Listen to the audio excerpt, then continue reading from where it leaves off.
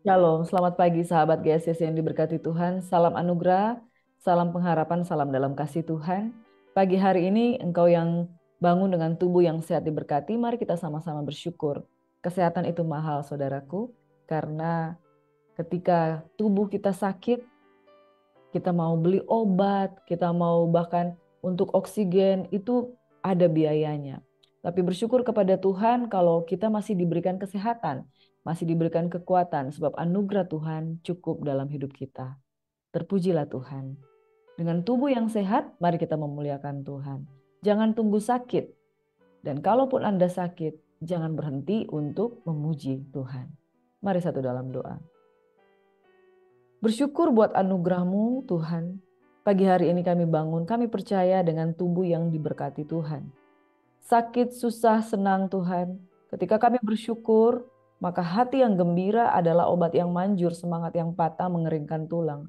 Kami berdoa di dalam nama Yesus Tuhan, kami dapat menyambut berkat-Mu di pagi hari, yaitu firman-Mu, sehingga kami dikuatkan, dibaharui dalam nama Yesus.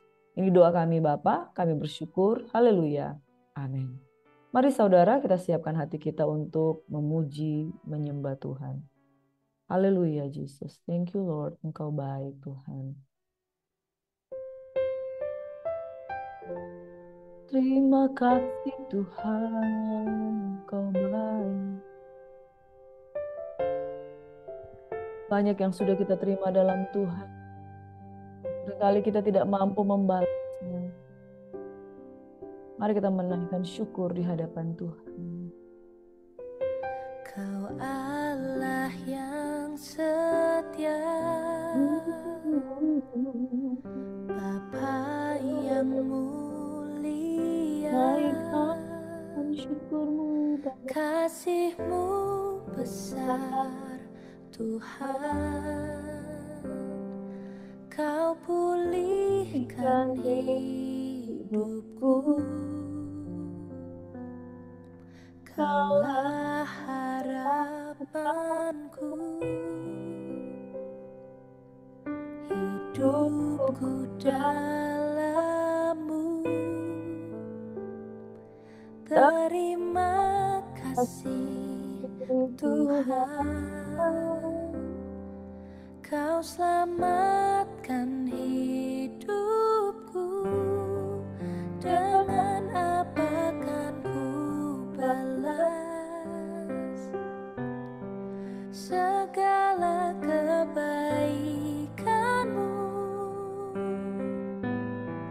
Segenap hatiku menyembah-Mu Yesus. Ku bersyukur padamu selamanya.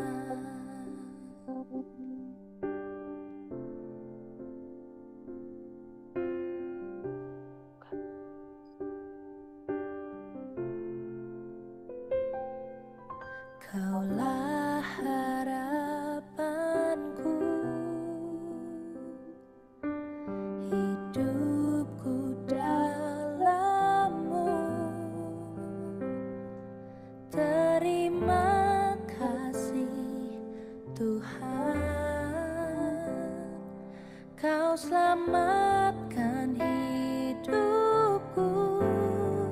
Dengan apa kan ku balas segala kebaikan-Mu? Segenap hatiku menyembah-Mu Yesus. Ku bersyukur padamu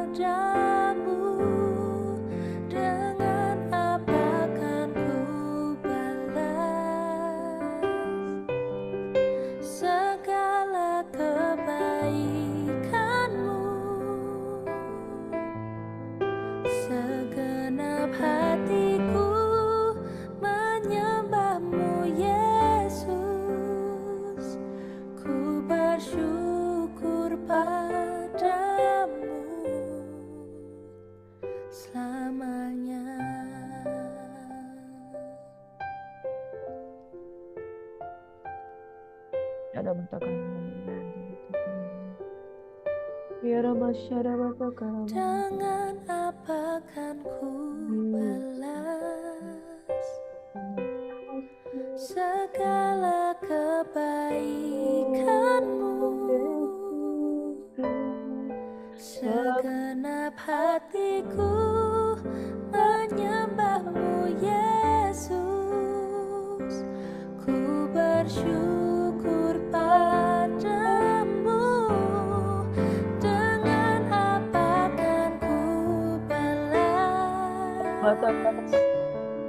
segala kebaikanmu? Segenap hatiku menyembahmu Yesus, ku bersyukur padamu. Kami bersyukur Selamanya. lamanya mencintai. Lamanya kami bersyukur Engkau Tuhan yang baik. Lamanya kami menyembahmu. Oh, Selamanya. Syarabata karaba ya rabata karaba. Syarabata karaba lama shikarabata karaba lama. Oh, ya raba sikara lama. Haleluya Yesus Tuhan. Terima kasih Tuhan. Bapak, kami bersyukur buat pagi hari ini. Tidak akan habis kami berhenti dan memuji Engkau Tuhan. Tak akan habis kami memuji Engkau karena kebaikan-Mu sungguh luar biasa. Pagi-pagi hari Engkau sudah memberkati kami. Pagi-pagi hari Engkau sudah bangunkan kami. Bahkan nafas kehidupan gratis Engkau anugerahkan Tuhan. Segala perkara dapat kami tanggung di dalam Yesus yang memberikan kekuatan pada kami. Terima kasih Bapa di surga. Dengan ucapan syukur kami naikkan pujian di hadapan hadirat-Mu. Haleluya. Amin. Shalom sahabat GSS yang diberkati Tuhan. Luar biasa dalam penyertaan Tuhan. Amin. Hari-hari ini adalah hari-hari kedatangan Tuhan semakin diteguhkan akan datang pada kali yang kedua. Saya menyaksikan tayangan-tayangan bahwa sekarang tersedia microchip untuk mempermudah segala sesuatu dan satu saat nanti akan ada di dahi, akan ada di tangan. Kita tidak tahu apakah kita akan masuk kepada zaman itu, tetapi Alkitab sudah menubuatkan bahwa akhir zaman tanda-tanda semakin nyata. Kesusahan, resesi sudah menjadi bagian dari hidup sehari-hari, bahkan dikabarkan minyak goreng makin sulit, ya saudara. Tapi herannya kita masih tetap hidup, masih makan 3 kali sehari. Semua karena anugerah Tuhan. Jadi saudara, bagi orang yang percaya tidak ada yang sukar. Bahkan orang yang beriman masih diberikan kekuatan, sukacita, iman, dan pengharapan yang berasal daripada Tuhan. Yang percaya diberkati Tuhan, sama-sama katakan amin. Saudara-saudara, saya mau berbicara hari ini tentang ujian hidup. Bagaimana kita memahami ujian hidup itu datang di dalam kehidupan kita. Ujian hidup kadangkala datang tanpa permisi. Betul? Bukannya kita tahu besok akan terjadi ujian, tetapi ujian bisa datang sewaktu-waktu. Ujian hidup akan menjadi sesuatu hal yang mengagetkan dan akan menjadi sesuatu hal yang membawa musibah kalau kita nggak siap. Sekali lagi, ujian dadakan akan menjadi sulit, sukar, dan menjadi musibah bagi kita kalau kita tidak siap. Ibarat kalau kita lagi sekolah di SD, tidak ada pemberitahuan, tiba-tiba ujian. Nah, orang yang terbiasa belajar pasti dong dia bisa menyelesaikan.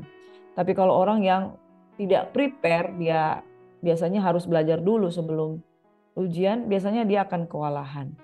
Biasanya ujian akhir itu jauh-jauh hari sudah diingatkan. Sebentar lagi ada ujian, sebentar lagi ada ujian. Bulan April kalau untuk akhir anak-anak kelas akhir, atau bulan Mei untuk anak-anak yang akan naik kelas, itu pasti akan ujian Mei, Juni saudara. Jadi waktunya kita sudah tahu kapan.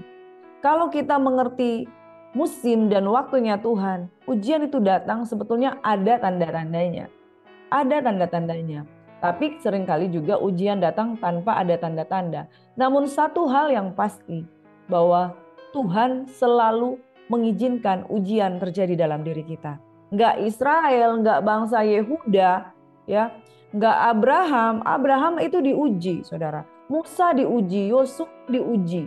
Hamba-hamba Tuhan yang tokoh-tokoh Alkitab itu mengalami ujian. Petrus diuji. Bahkan dia gagal ketika harus menyangkal Yesus 3 kali sebelum ayam berkokok. Saudara ini berkati, Yohanes diuji. Yudas apalagi diuji. Yudas nggak siap. Karena dia terbiasa memakai uang, akhirnya dia nggak siap dengan finansial, dengan keuangan. Kemudian dia jatuh. Saudara-saudara, jangan heran jikalau dalam hidupmu, jangan heran kalau bisa terjadi ujian yang begitu berat di dalam kehidupanmu. Sebab ujian itu adalah bagian dari kehidupan orang beriman. Ujian itu adalah bagian dari kehidupan orang yang mengikuti Kristus. Dan kalau kita tiba-tiba mendapatkan ujian, kita harus mengaminkan bahwa apa yang Tuhan buat itu baik adanya. Di kota kami di Sulawesi Utara, khususnya daerah Manado dan sekitarnya, kami ada di Tondano, kami ada juga di Ratahan, saudara. Akhir-akhir tahun-tahun ini bencana dan juga banjir itu kelihatan kok semakin sering terjadi dibandingkan tahun-tahun sebelumnya. Sejarah mencatat bahwa jarang terjadi banjir. Kalau kita tahu bahwa banjir bandang itu seringkali terjadi di kota Depok, kota Jakarta, itu hampir tiap tahun kita tahu itu terjadi banjir.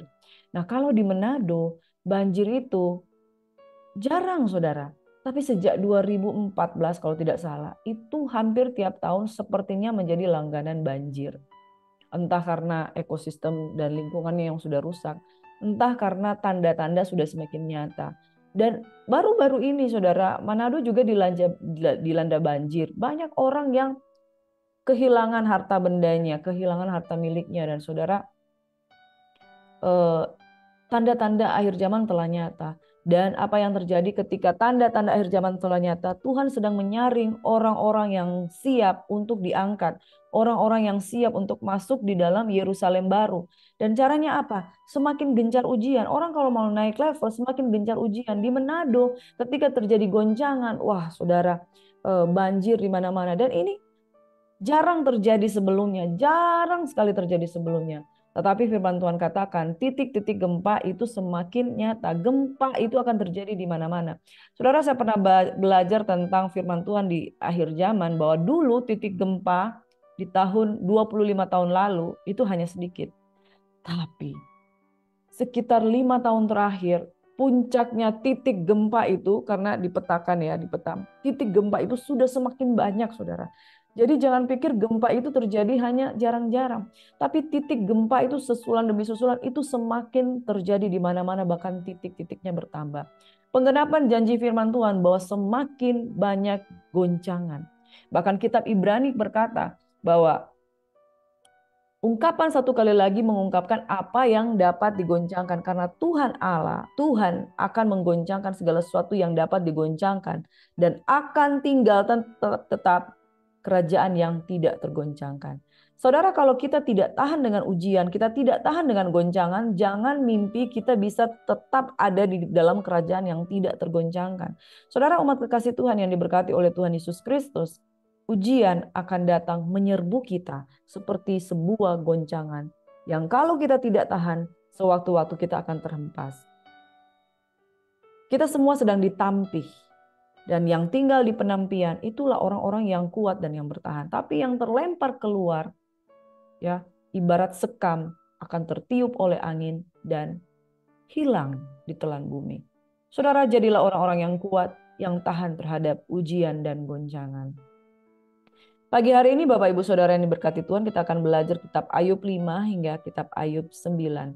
Kitab Ayub ini sangat terkenal dengan cara Tuhan menguji kehidupanmu. Sebelum kita lebih lanjut lagi, jangan lupa like, comment, share, and subscribe for more videos. Please support Gracia Hope Compassion Channel. Untuk itu kami mengucapkan banyak terima kasih. Tuhan Yesus memberkati kita semua. Saudara, pagi hari ini saya memberikan judul khotbah Ayub memahami maksud Tuhan dalam ujian hidup. Amin, saudara. Memahami maksud Tuhan di balik ujian hidup. Tidak ada seorang pun yang siap dengan ujian. Tidak ada seorang pun yang siap dengan tekanan. Tidak ada seorang pun yang siap dengan goncangan. Bahkan sekalipun sebelum ujian engkau belajar lebih dahulu, anak-anak ya, kalau mau sekolah, di sekolah itu belajar lebih dulu. Kadang ada persoalan-persoalan yang nggak mampu kita jawab. Dan kita shock, ini pertanyaan dari mana? Kenapa saya nggak pernah belajar? Ternyata kita skip dengan hal itu. Kita tidak selalu siap dengan ujian. Tetapi ujian itu akan datang. Bahkan dia akan datang seperti pencuri. Dan dia terus akan datang bahkan bagi orang yang harus menjadi kuat. Ada orang-orang yang terus-terus mau digembleng menjadi hebat. Ujian itu akan datang menyerbu dia. Saudara, kalau engkau mau ujian di tingkat kelurahan, tentu tesnya dengan level kelurahan.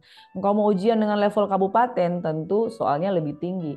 Level nasional lebih lagi, level internasional ujiannya lebih besar lagi. Orang semakin hebat akan semakin uji dengan persoalan yang jauh lebih besar. Hari ini kalau engkau sedang menghadapi ujian yang besar, harap tenang, ada ujian. Tuhan pasti menolong kita. Amin. Bapak Ibu sahabat GACC yang diberkati Tuhan, pahami maksud Tuhan di balik ujian hidup.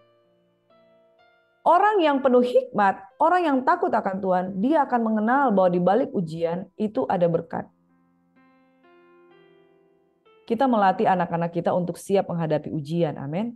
Kalau dia nggak hadapi ujian, anak-anak di rumah pasti kena marah dong. Mama papanya, kenapa nggak mau ke sekolah? Aduh, mama papa ada ujian di sekolah, ada yang nggak mau sekolah, ada ujian. Pasti orang tua marah dong. Kenapa kamu nggak mau ke sekolah? Itu kan ujian, itu baik untukmu. Sekali lagi, pasti jawaban kita, ujian itu baik untukmu. Kenapa? Supaya kamu diuji naik level. Nanti kamu dapat nilai tinggi ya nak. Itu, orang tua tuh punya hati seperti itu. Demikian pula Bapa di surga, dia punya hati, ayo kamu ikut ujian dong. Nanti kalau kamu ikut ujian, pasti kan ada reward. Dan kalau kamu ikut ujian, nanti kan kelihatan kamu kualitasnya nilainya 7, 8, atau 9. Ya. Para pendakwa kita tidak henti-hentinya mendakwa kita dengan ujian-ujian yang mereka perhadapkan di hadapan Bapa di surga dan berkata, ini kan Ayub, kamu kan memberikan segala sesuatu untuk hidupnya. Coba engkau angkat hartanya, engkau angkat anaknya, engkau berikan dia sakit penyakit. Mari kita lihat apakah dia akan tetap bersyukur atau tidak. Ujian semakin berat bagi orang yang memiliki iman yang luar biasa. Tapi Allah yang begitu membanggakan Ayub, dia katakan, saya bangga dengan Ayub, dia pasti bisa. Amin. Orang tua kita pasti mengharapkan anak-anak kita pasti bisa. Dan di balik ujian hidup ini, tidak ada diberikan jawaban pada waktu itu. Di balik ujian tidak diberitahukan jawabannya apa. Kecuali engkau sudah melewati ujian tersebut. Baru engkau melihat jawaban. Nah, penting di sini bahwa ketika kita menghadapi ujian, kita belajar memahami apa sih tujuannya. Tujuan pembelajaran ini supaya saya jadi apa? Jawabannya ini apa? Supaya saya mengerti dari sini saya harus bagaimana. Memahami maksud Tuhan di balik ujian hidup. Itu penting saudara. Supaya kita mengerti bahwa tujuan pembelajaran ini supaya kita bisa menjadi dokter, supaya kita bisa menjadi insinyur, supaya kita bisa menjadi orang-orang yang cakap di dalam profesinya. Amin. Bapak Ibu Saudara yang diberkati Tuhan, mari pahami maksud Tuhan di balik ujian hidup. Ayub 5 hingga 9 berkisah tentang Elifas menegur Ayub di pasal 4. Itu sahabat-sahabat dari Ayub yang mereka duduk bersama untuk turut merasakan apa yang dirasakan Ayub. Tetapi apa yang mereka lakukan itu menjadi sebuah tekanan di dalam hidup Ayub. Saudara, ketika seseorang mengalami ujian, mereka kan tidak mengerti posisi orang yang mengalami ujian. Posisi orang yang mengalami ujian itu sakit, saudara. Dan ketika di pressure, ditekan, itu Ayub semakin meluap-luap. Ayub kecewa terhadap sahabat-sahabatnya. Mereka ada 3 orang, yaitu Elifas orang Teman, Bildad orang Sua, dan Sofar orang Naama. Dan kitab Ayub ini dipenuhi dengan kalimat-kalimat puisi, saudara. Mereka berbalas-balasan untuk menyatakan ungkapan-ungkapan hatinya, di mana Elifas, Bildad, dan Sofar, orang-orang yang berusaha menghibur Daud, caranya dengan apa? Memberikan tekanan-tekanan di dalam kata-katanya sehingga Ayub merasa tersudut. Di sisi lain Ayub merasa, saya kan nggak bikin apa-apa, ini ujian, ini ujian, ini ujian. Dan Tuhan mengatakan, Ayub sudah berkata benar, ini memang ujian. Ujian itu tidak berbicara siapa yang salah, siapa yang benar. Ya, saudara. Anak-anak kita diuji di sekolah bukan karena mereka benar, bukan karena mereka salah. tetapi untuk memunculkan sebuah kualitas yang ada di dalam diri mereka sendiri. Makanya saudara, orang kalau di dalam masalah, please don't judge. Jangan menghakimi, oh kamu dapat kanker karena kamu begini-begini ya. Oh kamu kan bangkrut karena kamu begini-begini ya. Saudara, memang penting kita menegur, memang penting untuk mengingatkan, tetapi memahami mereka di posisi mereka. Seorang dokter ketika dia datang orang dengan sakit penyakit cancer, pasti dia bertujuan untuk mengobati, bukan untuk menekan dia dengan berkata, kamu ini sudah berdosa di masa lalu, mau begini-begini dan lain sebagainya. Saudara, kita membutuhkan penghiburan, counsel dari saudara-saudara dan rekan-rekan kita. Ayub kecewa terhadap sahabat-sahabatnya. Di pasal 7, karena tekanan, orang yang kalau di dalam tekanan, ditekan lagi karena sudah dapat ujian itu sudah tertekan. Tapi ditekan lagi dengan orang-orang yang menekan mereka. Jadi Ayub semakin berat. Muncul kalimat-kalimat di dalam dirinya. Dan kalimat di dalam dirinya adalah kalimat-kalimat yang mengungkapkan sebuah ungkapan hatinya terhadap Tuhan. Kita akan belajar setelah ini. Bildad membela keadilan hukum Allah, dan di pasal 8 ayat 1 hingga 22, di pasal 7 ayat 1 hingga 21, Ayub mengungkapkan bahwa hidup itu berat. Pasal 9 ayat 1 hingga 35, jawab Ayub, tidak seorang pun dapat bertahan di hadapan Allah. Memahami maksud Tuhan di balik ujian tidak selalu kita berhasil, saudara. Tetapi kita coba ya, dengan pikiran-pikiran yang Ayub sudah dapatkan, kita belajar di sini bagaimana sebetulnya kita menyikapi, meresponi ujian terhadap apa yang Tuhan izinkan terjadi di dalam kehidupan kita. Memahami maksud Tuhan di balik ujian. Yang pertama saudara, di dalam Ayub 5 ayat 2 dikatakan seperti ini. Sesungguhnya orang bodoh dibunuh oleh sakit hati, dan orang bebal dimatikan oleh iri hati. Aku sendiri pernah melihat orang bodoh berakar, tetapi serta-merta kukutuki tempat kediamannya. Anak-anaknya selalu tidak tertolong. Mereka diinjak-injak di pintu gerbang tanpa ada orang yang melepaskannya. Apa yang dimakan habis, apa yang dituainya dimakan habis oleh orang lapar. Bahkan dirampas dari tengah-tengah duri, dan orang-orang yang dahaga mengingini kekayaannya.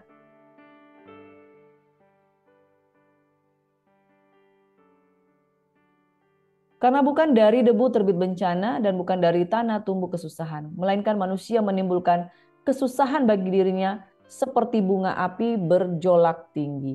Saudara, ketika orang mengalami ujian, responnya biasanya kecewa, sakit hati. Kenapa orang bisa sakit hati ketika hadapi ujian? Karena dia nggak ngerti. Makanya ayat 2 dari Ayub 5, sesungguhnya orang bodoh dibunuh oleh sakit hati, dan orang bebal dimatikan oleh iri hati. Seringkali di dalam kehidupan counseling, ketika kita melayani sesama kita mau menyampaikan firman Tuhan, karena mereka belum mengalami kelahiran baru, mereka belum menerima kuasa Roh Kudus di dalam hidup mereka. Mereka tuh nggak ngerti. Orang yang tidak mengerti cenderung sakit hati. Orang yang tidak mengerti tujuan dari ujian cenderung sakit hati. Bahkan orang yang melihat kenapa orang itu lebih dikasihi dibanding saya. Kok selalu saya yang mendapat tekanan. Iri hati terjadi. Karena tanpa pengertian, akhirnya dibunuh oleh sakit hati. Dimatikan oleh iri hati. Karena kita merasa, kenapa hidup saya lebih nista, kenapa hidup saya lebih mengasihankan dibandingkan orang lain. Kebodohan membuat kita mengalami sakit hati yang kita tidak perlu. Dan penting saudara, kita mengalami kelahiran baru. Lahir baru kita menerima kuasa Roh Kudus. Lahir baru kita menerima hikmat yang lahir dari takut akan Tuhan. Karena lahir baru kita menerima Roh Kudus sebagai penolong. Kita jadi mengerti. Dulu sebelum saya mengenal Tuhan, saya tidak mengerti dan cenderung iri hati. Ya, sakit hati dan iri hati itu teman baik, saudara. Sakit hati dan iri hati itu teman baik. Kita karena bodoh, tidak mengerti kehendak Tuhan, kita kecewa dengan Tuhan. Ujung-ujungnya sakit hati, menyalahkan keadaan, menyalahkan Tuhan. Tapi beda kalau orang memiliki Roh Kudus di dalam hidupnya. Dia mulai menerima pengertian-pengertian dari Tuhan. Oh, saya diuji karena ini. Orang yang sakit ya, misalnya dia mengalami sakit kanker. Kalau orang ini penuh Roh Kudus, dia akan memahami ada maksud Tuhan di balik semua ini. Ada maksud Tuhan di balik semua ini dan dia bisa bersyukur. Tapi orang yang tidak memiliki benih ilahi di dalam dirinya, tidak menerima pengertian daripada Tuhan. Ketika dia sakit, yang dia lakukan apa? Salahkan Tuhan, salahkan suami, salahkan anak, salahkan istri, salahkan kenapa saya bekerja begitu keras sehingga saya sakit. Orang bodoh dibunuh oleh sakit hatinya karena tidak ada pengertian di dalam dirinya. Makanya carilah Tuhan saudara, maka engkau akan hidup. Firman-firmannya akan hidup. Firman-firman Tuhan itu memberikan pengertian. Firman Tuhan memberikan pengetahuan. Sehingga kita tidak sakit hati. Saudara, ciri-ciri orang bodoh, mudah sakit hati. Ciri-ciri orang yang tanpa pengertian, mudah kecewa. Ciri-ciri orang yang tidak mengenal firman, mudah merasa down. Kenapa? Karena tidak ada pengertian di dalam dirinya yang dapat meredakan kekecewaannya, saudara. Orang bebal dimatikan oleh iri hati. Ada banyak orang terkungkung dengan pikiran-pikiran terkutuk karena dia melihat kenapa dia lebih baik dari saya. Kenapa dia lebih disayang Tuhan dibanding saya. Kenapa dia lebih diberkati daripada saya. Iri hati bukti dari sebuah kebebalan di dalam diri kita. Orang bodoh dibunuh oleh sakit hati. Orang bebal dimatikan oleh iri hati. Jangan banding-bandingkan. Ojo dibandingke saudara-saudara. Amin. Jangan bandingkan nasibmu dengan orang lain. Kenapa dia lahir kaya? Kenapa saya tidak lahir kaya? Karena hati kita tuh dipenuhi dengan iri hati.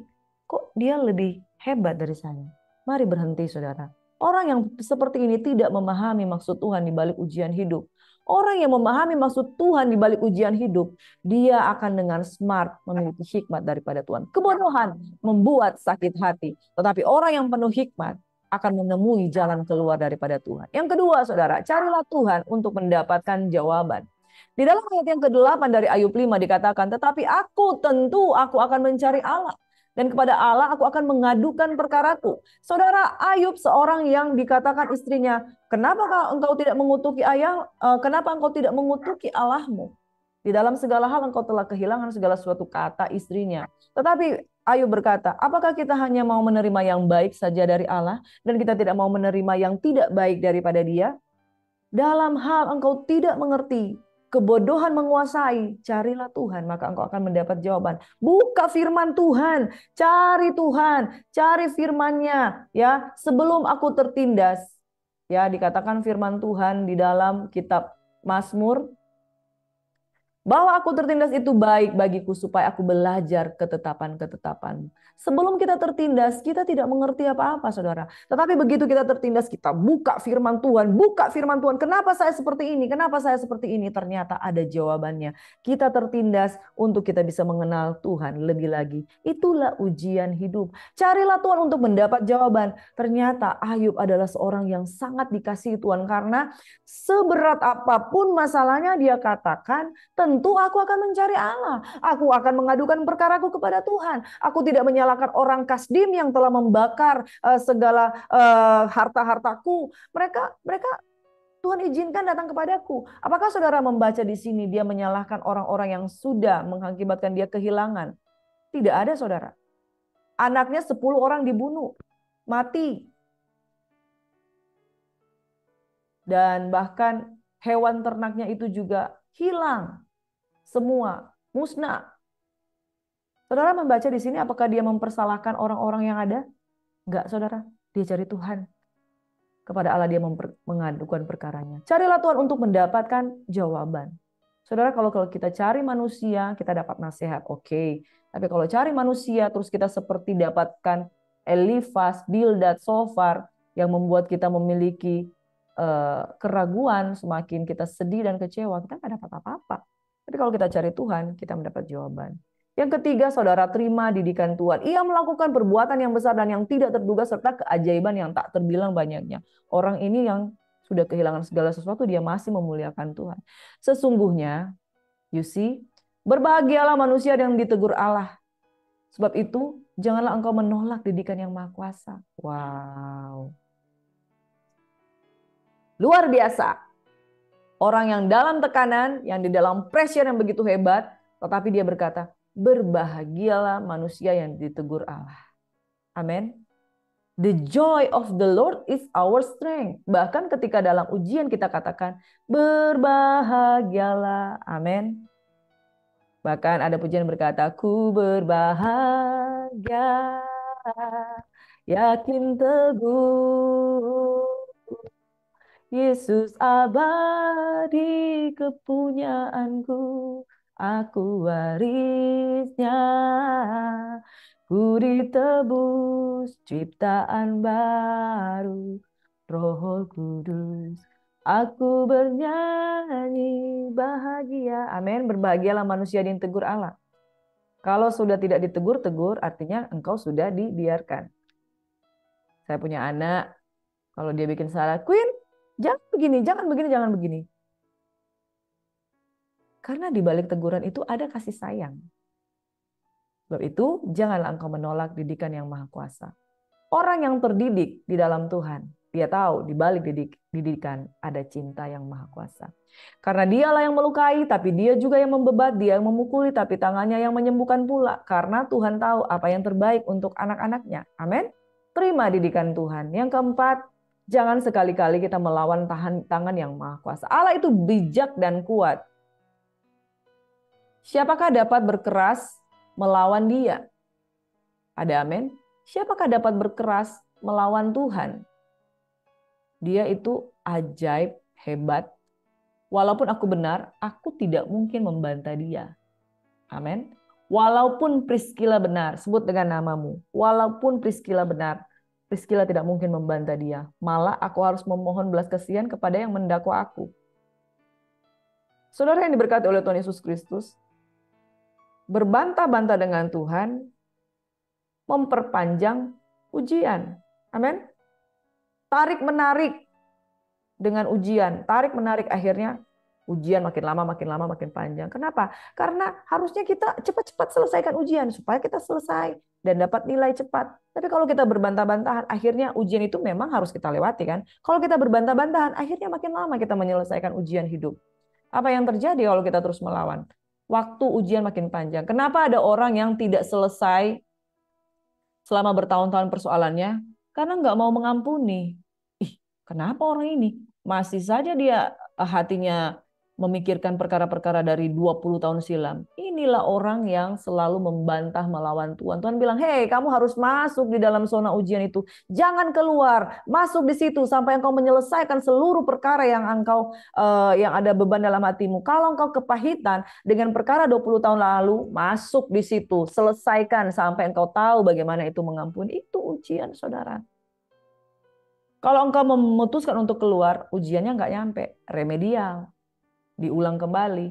Jangan melawan Tuhan. Kalau Tuhan katakan ujian, masuk selesaikan. Kalau kamu masuk, kamu memutuskan keluar sebelum waktunya, kamu nggak isi jawabannya, kamu keluar.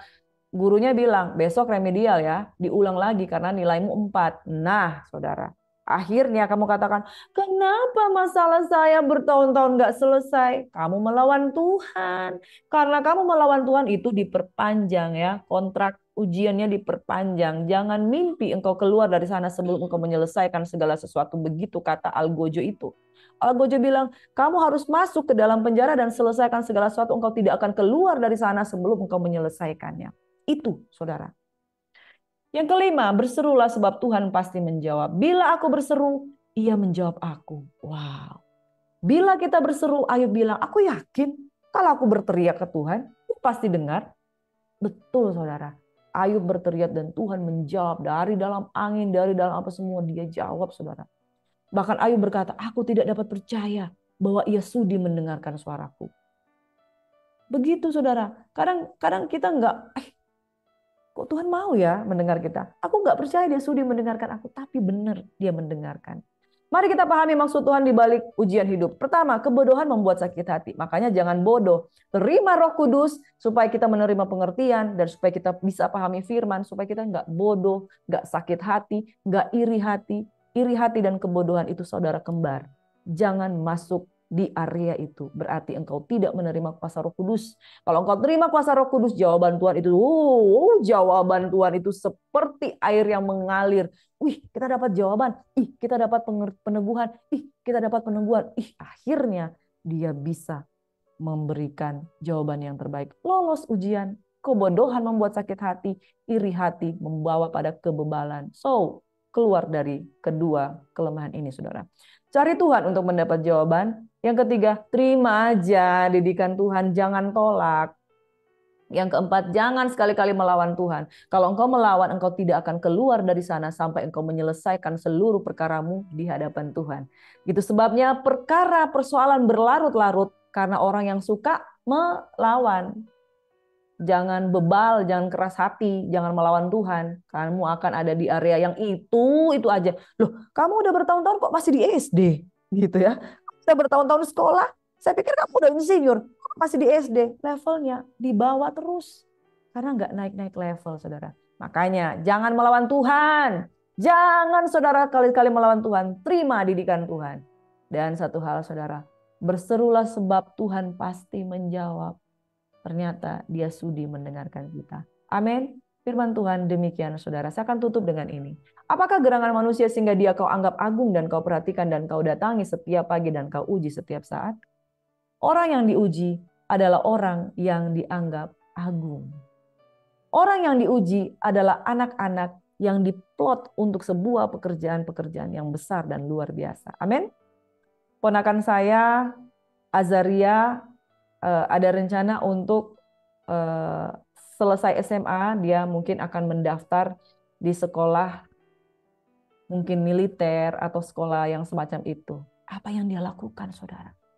Saya lihat tiap hari postingan dari mereka, dia latihan berenang, dia latihan restok, dia belajar ilmu-ilmu pengetahuan dengan nilai yang semakin hari semakin baik, semakin bagus.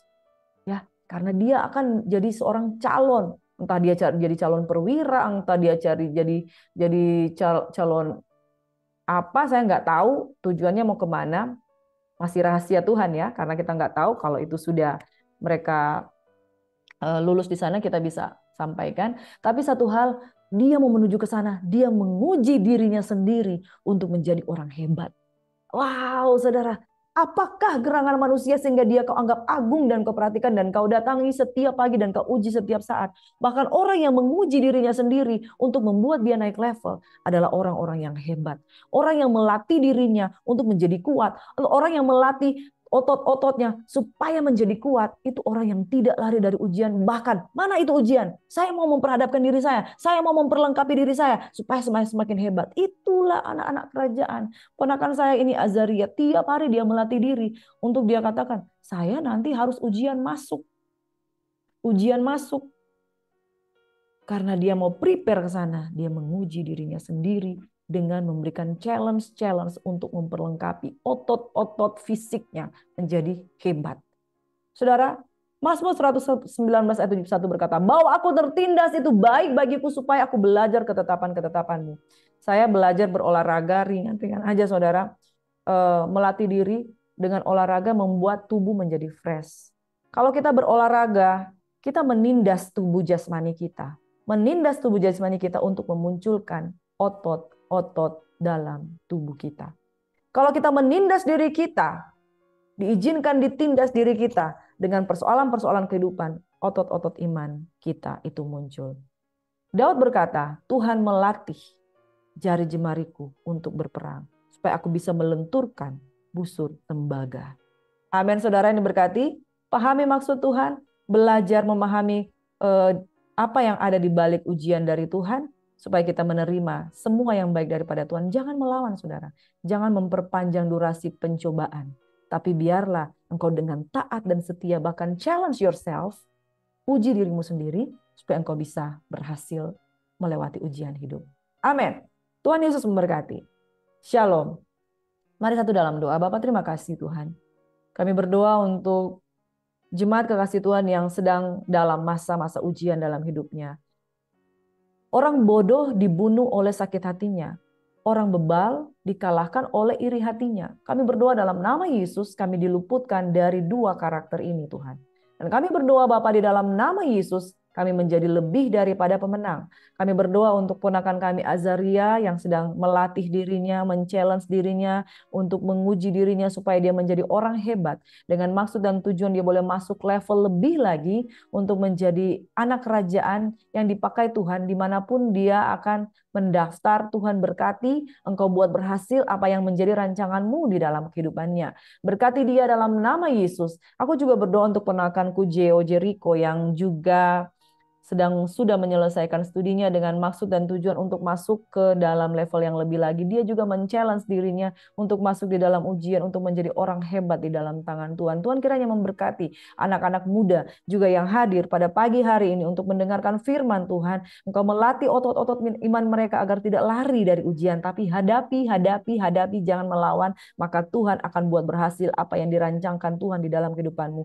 Bangkit anak-anak muda diberkati dalam nama Yesus. Kami juga berdoa untuk orang-orang yang sedang sakit. Dalam nama Yesus pertolongan Tuhan sungguh ajaib. Sehingga engkau bisa melewati ujian dengan menghadap Tuhan. Dengan penuh keberanian. Dan di dalam hadirat Tuhan engkau menerima segala sesuatu yang diuji Tuhan di dalam kehidupanmu. Kami percaya engkau akan menemukan jawaban. Sebab Tuhan tidak memberikan pencobaan melampaui kekuatan kami. Tetapi ketika engkau dicobai engkau akan diberikan jalan keluar. Terima kasih Bapak Ibu Saudara yang diberkati oleh Tuhan yang sudah hadir di tempat ini pada hari ini. Engkau Tuhan yang memberkati mereka berlipat kali ganda. Bahkan pendengar setia dari Gracia Hope Compassion Channel Tuhan. Engkau memberkati mereka dengan nama mereka masing-masing di dalam nama Yesus Kristus Tuhan. Tante Diana Tuhan, Tante Risma Tuhan, Inang Uda Tuhan, Herliana Siahaan Tuhan, Ibu Teti Tuhan, Ibu Lowry dalam nama Yesus, Sister Ria Tuhan bersama dengan suami. Tuhan memberkati kesehatan kekuatan menjadi bagiannya Tuhan. Juga travelnya di Italia, Eropa. Tuhan Engkau memberkati Bapa supaya Tuhan mengirimkan Engkau pakai travel ini menjadi berkat lewat pelayanan hamba-Mu Tuhan. Di dalam nama Yesus Engkau memberkati Bapak Haryadi, kesehatan, kekuatan, kesembuhan menjadi bagiannya. Dan Ibu Herberta Tuhan juga Engkau memberkati Tuhan. Sepakat suami istri ini diberkati oleh Tuhan di dalam nama Tuhan Yesus Kristus. Kami berdoa secara khusus untuk Ibu Leni Manaroinsong dalam pergumulannya sakit Tuhan. Sembuhkan dari penyakit kanker dalam nama Yesus Kristus Tuhan. Kami juga berdoa secara khusus Tuhan untuk Oma Eske Maringka Tuhan dalam nama Yesus pertolongan Tuhan sungguh ajaib, kesehatan, kekuatan, hikmat, bahkan tulang-tulangnya Engkau berikan kesehatan Tuhan, dijauhkan dari mara bahaya, diabetes, dijauhkan dari tekanan darah tinggi dalam nama Yesus. Berkati Bapak Hardianus Tuhan dalam nama Yesus, kesehatan, kekuatan jantungnya Tuhan, beri dia Tuhan anugerah, dijauhkan dari sakit, sesak napas dalam nama Yesus. Berkati Tante Nita Tuhan, kesehatan, kekuatan menjadi bagiannya dalam nama Yesus Tuhan. Dan umat Tuhan yang hari ini sudah mendengarkan firman Tuhan, Opung dokter Tuhan Engkau berkati, Opung Ida Engkau berkati di dalam nama Yesus Kristus Tuhan. Jemaat kekasih Tuhan yang sudah mendengarkan firman, Ibu Mona Saragi Tuhan, Engkau memberkati jalan keluar sungguh ada di dalam kehidupannya di dalam nama Yesus Kristus Tuhan. Ibu Vice Sumeka Tuhan Engkau berkati, sembuhkan kesehatan kekuatan menjadi bagiannya. Kami terima berkat-berkat yang spesial pagi hari ini. Tuhan memberkati dan melindungi kita, Tuhan meluputkan kita dari setiap ujian, berikan jawaban sehingga kita tidak dibunuh oleh kebodohan dan sakit hati dan iri hati, tetapi kami dikuatkan, dihiburkan, dan orang yang tertindas itu baik supaya kami belajar ketetapan-ketetapan Tuhan dan diluputkan. Di dalam nama Yesus kami berdoa. Haleluya, haleluya, haleluya. Amin. Shalom, Tuhan Yesus memberkati. Selamat pagi, selamat beraktivitas. God bless you.